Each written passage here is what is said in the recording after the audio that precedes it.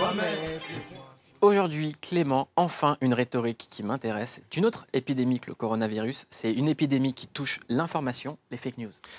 Et oui, évidemment, l'épidémie de fake news qui sévit à la fois sur les réseaux sociaux et sur les boucles WhatsApp. L'un des exemples marquants ces dernières semaines, c'est cette fausse carte du déconfinement région par région qui a beaucoup circulé.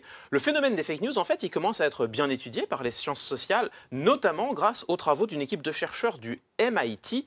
Ils ont publié leurs conclusions en 2018 dans la revue Science, qui est une revue très importante. Ces travaux nous apprennent que les fake news se propagent en moyenne 6 fois plus vite qu'une information vraie.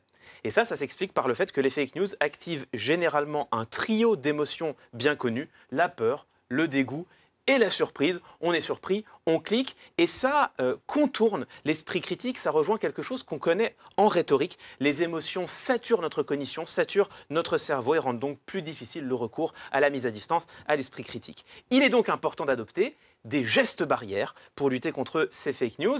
Premier geste barrière, il faut évidemment faire attention à la date des publications. Vérifiez bien que vous n'êtes pas en train de relayer une information datant de plusieurs mois, voire de plusieurs années. Ensuite, faire évidemment attention à l'origine de l'information. Est-ce qu'elle provient d'une source fiable? Est-ce qu'elle a été publiée par un média fiable? Et enfin, et c'est peut-être le plus important, ne partagez que les informations dont vous êtes absolument certain. Mais problème.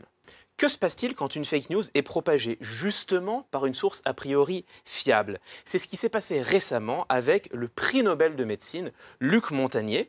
Vendredi dernier, chez Pascal Praud, il affirmait que le Covid-19 aurait été élaboré en laboratoire à Wuhan à partir de l'ADN du VIH.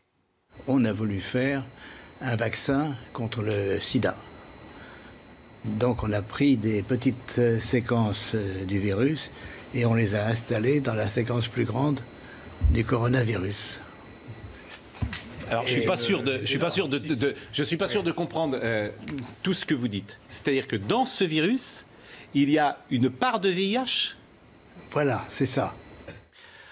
Bon, les informations du professeur Montagnier, on peut dire qu'elles sont fausses. Ça n'a pas convaincu Pascal Praud non plus. Hein. Non, en effet, on le sent dubitatif, mais a raison. Hein. Aujourd'hui, il y a un consensus scientifique entre tous les labos, enfin entre de très nombreux laboratoires dans le monde qui ont étudié la question. Il y a un consensus scientifique sur le fait que le Covid-19 soit un virus naturel. Il subsiste effectivement des doutes sur l'origine de la contamination à l'homme, dont il n'est pas à exclure qu'elle ait pu avoir lieu dans un laboratoire à Wuhan, mais cela n'a rien à voir avec une prétendue origine synthétique du virus à partir du VIH. La grande question, c'est donc comment un prix Nobel de médecine peut en venir à se tromper à ce point-là? Eh bien, figurez-vous que c'est en fait assez fréquent à tel point que ça porte un nom. On appelle ça l'ultracrépidarianisme. On parle aussi parfois plus fréquemment de maladie du Nobel. Ça désigne la tendance de certains scientifiques reconnus à donner des opinions erronées quand ils s'aventurent en dehors de leur champ de compétences. C'est Léo Grasset de la chaîne Dirty Biology qui a popularisé ce terme sur Twitter il y a quelques jours. Et Léo Grasset citait des exemples éclairants. Kary Mullis, pour commencer, prix Nobel de chimie pour ses travaux sur la PCR, mais qui était également climato-sceptique, qui croyait en l'astrologie et qui rejetait le lien entre le HIV et le sida. James Watson, ensuite, prix Nobel pour ses travaux sur l'ADN, mais qui a par ailleurs déclaré qu'il existerait un lien entre l'exposition au soleil et la libido, ce qui expliquerait selon lui que, je cite, les latinos soient des lovers.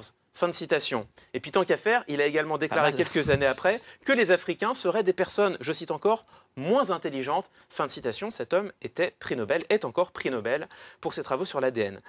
En France, on a donc Luc Montagnier, prix Nobel de médecine pour ses travaux sur le sida, mais qui défend également l'homéopathie, qui a pris position contre les vaccins et qui recommande de guérir la maladie de Parkinson à l'aide d'extraits de papaye fermentés. Dis donc.